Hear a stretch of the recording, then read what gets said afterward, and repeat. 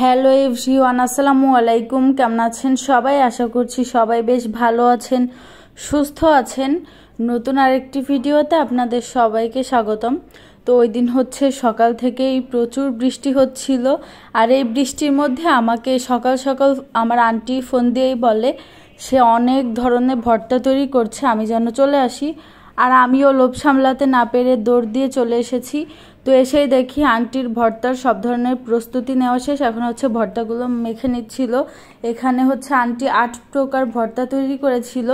আরও ভর্তা বানানোর ইচ্ছা ছিল, কিন্তু একটা ঝামেলার কারণে আর বানাতে পারিনি, মানে সময় হয়ে ওঠেনি, যেহেতু একা মানুষ একা হাতে সব করেছে। তো এখানে হচ্ছে 8 প্রকার ভর্তা বানিয়েছিল, আর সাথে হচ্ছে গরুর মগজ ভুনা আর গরুর মাংস ভুনা করেছিল। তো আলহামদুলিল্লাহ এটাই ছিল আজকের দুপুরের খাবার। আমি তো ভর্তা দিয়ে অনেক দিন পরে তৃপ্তি করে খেয়েছি। প্রত্যেকটা ভর্তা অনেক বেশি লোভনীয় আর অনেক বেশি মজা ছিল। আর গরুর মাংস আমার পছন্দ, কিন্তু আমি যে সমস্যা ফেস করতেছি, আমার হচ্ছে গরুর মাংস পরিমিত খাওয়া মানে প্রয়োজন। এই জন্য হচ্ছে চেষ্টা করছি একটু কমিয়ে খাওয়ার। তো এখানে হচ্ছে সব ধরনের রান্না শেষ, গরুর মাংস, গরুর মগজ আর হচ্ছে 8 প্রকার ভর্তা। তো প্রত্যেকটা খাবারই অনেক বেশি লোভনীয় ছিল।